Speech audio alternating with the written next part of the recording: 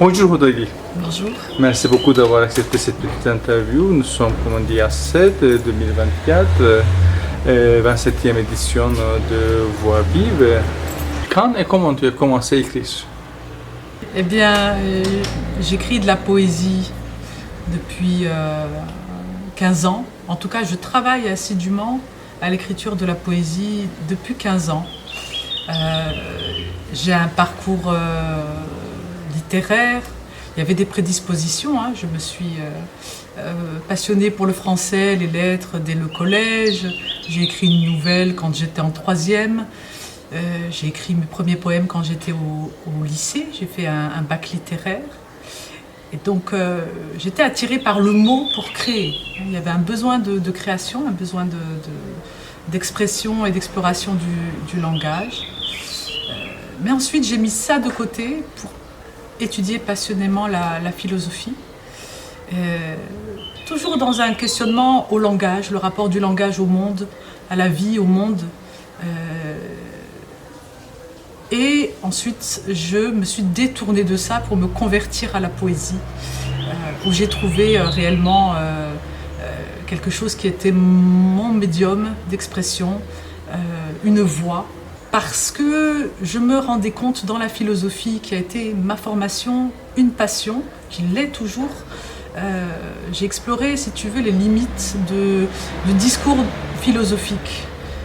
J'avais besoin d'aller plus dans le sentiment, d'avoir plus de liberté aussi dans l'écriture, ne pas être là comme ça avec cette chape de la philosophie sur la vérité, sur la pensée, sur la rigueur du discours, quelque chose de plus libre. Et c'est ça qui m'a amenée à la philosophie, le lapsus, à la philosophie, mais aussi ensuite à la poésie, avec des auteurs qui m'ont marqué aussi. Il y a des penseurs qui ont fait que la conversion à la poésie s'est faite, des philosophes déjà, Nietzsche par exemple, c'est le maître de l'aphorisme et moi j'aime beaucoup l'aphorisme.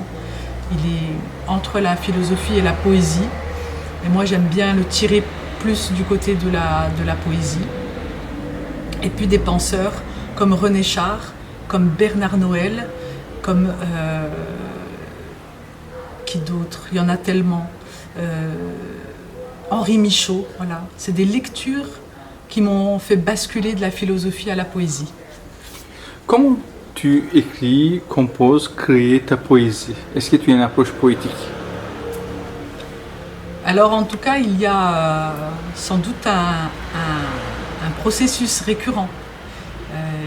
Je vais passer un certain temps à bien circonscrire mon sujet, bien identifier de quoi je veux parler, qu'est-ce que je veux exprimer. Ce processus, il va être assez long parce que je vais y réfléchir pendant des semaines. Je vais énormément lire pour me nourrir, pour alimenter la voix que je veux donner.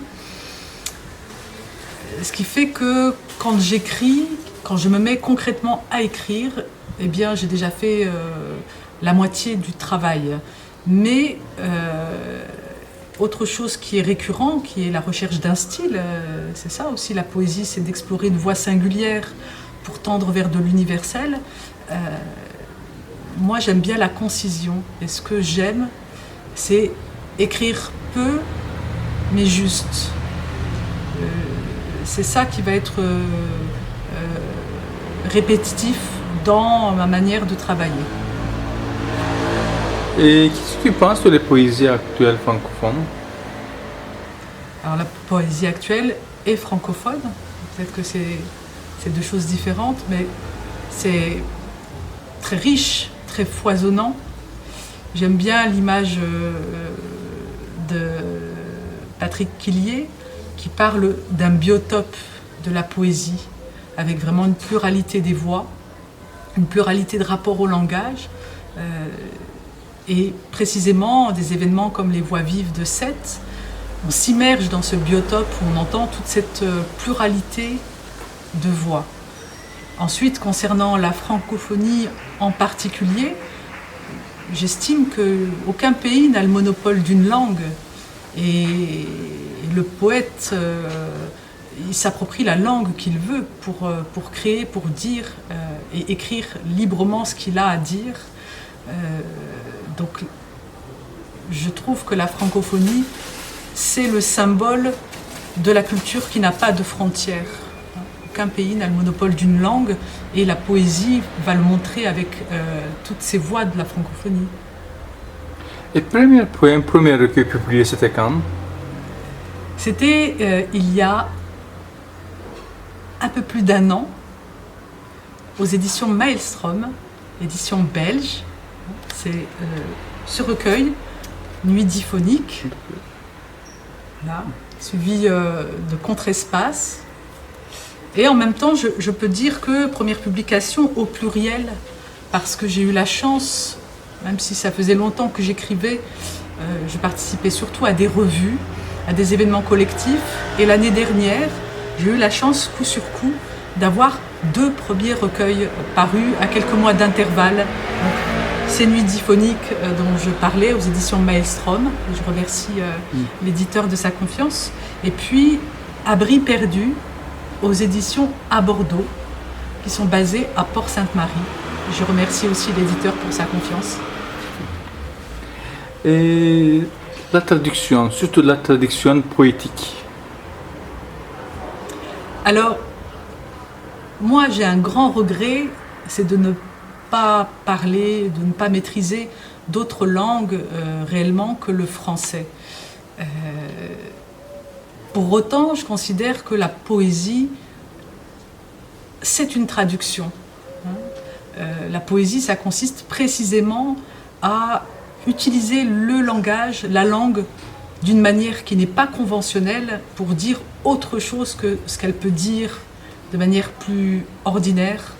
Et donc, écrire de la poésie, c'est traduire tout ce qu'on vit. Dans ce sens-là, je suis très admirative des traducteurs, des traductrices de poésie, parce que non seulement ils traduisent d'une langue à l'autre, mais ils traduisent une langue du poète dans une langue. Et je trouve ça très difficile et très beau, très, très admirable. Et la place des femmes dans la poésie, surtout dans la poésie, est-ce que c'est plus ou moins amélioré par rapport aux années, comme on dit, aux années précédentes, ou bien toujours il y a des difficultés, problèmes, contraintes? Alors, je peux dire peut-être 2 choses à ce sujet. Déjà, jusqu'à présent, je n'ai cité que des hommes dans les modèles que j'avais pour écrire. Et ça, ce n'est pas parce que les femmes ont moins bien écrit, c'est parce que l'histoire les a exclus, injustement. Aujourd'hui, je trouve qu'il y a une belle réparation de cette injustice, qu'il y a une équité qui se met en place et on a le plaisir d'entendre de très grandes voix de la poésie féminine, mais je vais dire que même sans être dans ce dualisme homme-femme, des très grandes voix de la poésie tout court. Pour ce qui me concerne, je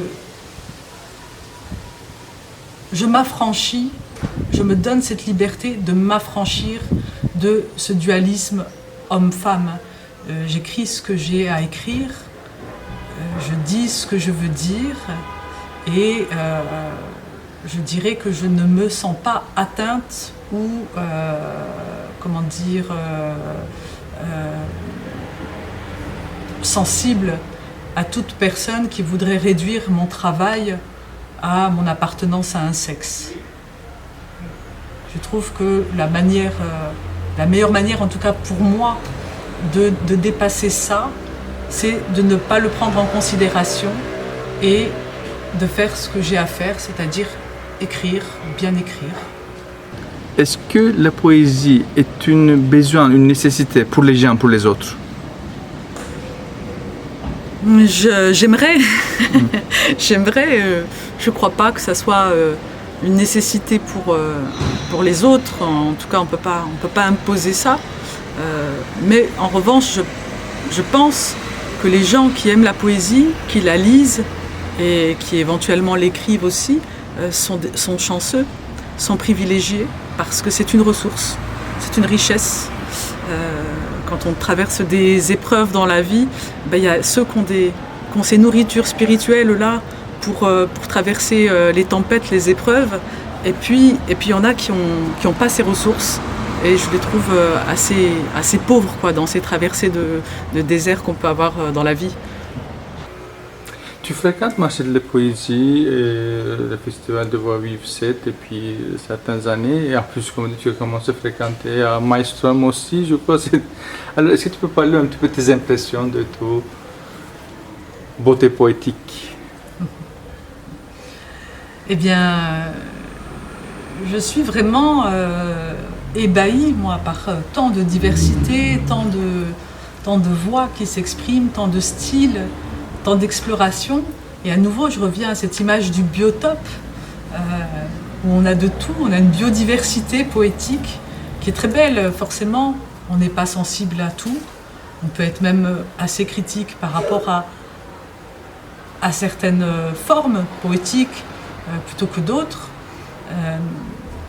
Mais moi, je considère qu'il faut cette diversité, il faut cette pluralité. Elle a son sens dans la vitalité de la poésie contemporaine. La seule réserve que j'aurais, moi, par rapport à tout ce foisonnement, c'est qu'il faut faire attention à ne pas retenir qu'une forme de la poésie. La poésie, c'est l'oralité. Mais il y a des poésies qui sont introspectives, qui sont des poésies du silence, du retrait, de la réflexion méditative. Et donc, je me sens appartenir de cette ligne-là de poésie. Et je trouve que c'est important de respecter toute la diversité et ne pas avoir un prisme que sur une forme la plus manifeste, peut-être des fois la plus spectaculaire. Il y a plusieurs manières d'écrire de la poésie, de pratiquer cet art, de le partager avec le lecteur, le spectateur. Et donc, c'est ça qui m'importe surtout. Merci beaucoup, Oda. Merci. Je vais partager donc, les poèmes de ces deux recueils. Je vais partager d'abord des poèmes extraits de Contre-Espace, qui sont des poèmes... Alors, Contre-Espace, c'est une référence à Michel Foucault, encore de la philosophie. Ce sont des lieux où on se sent nulle part et partout, qui dérèglent un peu les codes. Et donc, moi j'ai repris cette expression en essayant de géolocaliser le sentiment poétique. Donc ce sont des poèmes de marche dans ma région, Maralpine, donc dans les Alpes-Maritimes. Je peux en lire un, par exemple, Promenade des Anglais à Nice. Gary, à Casablanca ou à Nice, c'est l'Atlantique ou la Méditerranée. Mais la vie devant soi, c'est la ville, son sud piégeux. Vieille Médina ou Villa Vieille, ces senteurs d'épices, d'encens et de savon artisanal, ces odeurs de ragoût, d'oignons confits et de cuir entremêlés en milieu de matinée, ces fins de marché à l'odeur de légumes fermentés et les étals argentés d'écailles de poisson, ces parcs incrustés de pigeons loqueteux, ces fontaines rafraîchissantes aux alentours, aux bancs squattés par les amoureux, ces tropéziennes luxueuses d'où l'on imagine une vue imprenable, inaccessible. Gary, à Casablanca ou à Nice, ces mégapoles ou métropoles. Mais la vie devant soi, c'est carnaval et au bol. Ces palmeraies, hibiscus sur la corniche, restaurant cossu sur les bords de mer vaguement sableux et des mômes qui sniffent la colle dans les rues sales. J'en lis un deuxième. Oui. Saint-Barnabé. Alors là, c'est la montagne. Quand le jour s'estompe, mon cœur s'en va seul en montagne. Le cœur est à la nuit est à la montagne. Au col, j'imagine les pivoines closes et les chardons disparaître dans l'intime invisible des nuits obscures. J'aimerais être un petit animal visionnaire et furtif dans ces contrées sombres, silencieuses et rudes.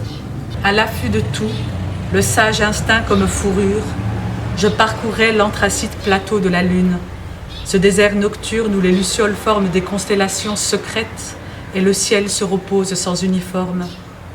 Au proche lointain, il y aurait le chéron immuable, sa cime docile, dans la lumière bleue des soirs sans ville. Au lieu, c'est un perpétuel matin. Les bois sont clairs et fébriles. La chouette a déjà pris son envol. L'air frais puise dans les sols les sueurs de la mer. Là, c'est dans un endroit qui s'appelle Baou des Noirs. La beauté apaise les tourments de la vitesse, si et seulement si. Le souffle chaud, à l'ombre de l'Ubac, l'imperceptible agitation entre les feuilles mortes en vrac, la clarté des brouillards dans les impasses de la ville, les nuits orageuses où tu bénis l'haleine d'exister, le repli volubile dans les volutes d'une roulée, si et seulement si, la lenteur comme une logique de la béatitude. Je peux lire un poème des nuits diphoniques, donc ce sont des poèmes dédoublés. Il s'appelle « Je erre ». La nuit est un long chemin vers chez soi, hors sentier, hors qualités empruntées, plus raide et tangible par les bourbes et les doutes du double. Un poème qui s'appelle « Ô douce mer » que j'ai écrit en mémoire de ma mère. Des rives des rivières, les lacs gelés me procurent, rhizomant leurs eaux, la nostalgie dans les dédales du rêve de ton sourire. Au cœur d'un banc de saumon, ton visage au teint de porcelaine nage à contre-courant, enduit de vases et d'algues. Dans l'effort futile d'un deuil impossible, jaillit joyeux des profondeurs lacustres, l'instinct du retour à la source première, le regard enfantin. L'eau est sale, répugnante, ton immersion profane. Dans tes courants utérains, tu craches de la boue. Avant de prononcer enjouer ces mots, l'eau te paraît crasseuse, elle est limpide. Ô douce mer, comme du cristal. Tu peux me montrer comment utiliser en fait, comme ça on aura une idée. Voilà, en fait ici, Oui. on a deux poèmes. Oui. On a deux poèmes. On peut lire celui-là et celui-là indépendamment. Mais en fait, on peut les lire comme ça dans la suite, en fusion. Et Ce qui donne le titre aussi. voilà, c'est pour ça qu'il y a un seul titre pour les deux poèmes. Et que parfois on a des titres un peu énigmatiques avec des choses qui sont fusionnées. D'accord. Encore un? Encore un poème de contre-espace. Un poème de marche donc, que j'ai écrit au lac Besson, dans les Alpes-Maritimes. Les jours froids et sans foi, il y a ces sentiers où culminent les glaciers et mes vertiges. Dans la réserve naturelle des silences parfaits. Les vestiges de mes tendres souvenirs des nids, où les aigles couvrent les désillusions sans animosité. C'est que longtemps j'ai marché à rebours. Je m'obstinais à suivre à garde les traces à peine perceptibles des pas, perdus sous une neige blafarde, de ceux qui fomentent la boue d'une vie. C'est que le temps est une denrée comme le lait, la neige est aigre de déni caillée par l'amertume. Aujourd'hui pourtant je vais, le bitume lointain, Et sur les hauteurs, point radieux, torrent de lumière, ma piété sans Dieu.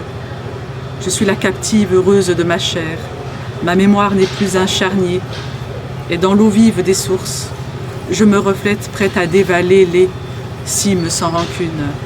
Après les jours froids et sans foi, dans mes yeux même crevés 100 fois, c'est la beauté crue, montagne. Puis je peux lire quelques poèmes courts d'Abri perdu.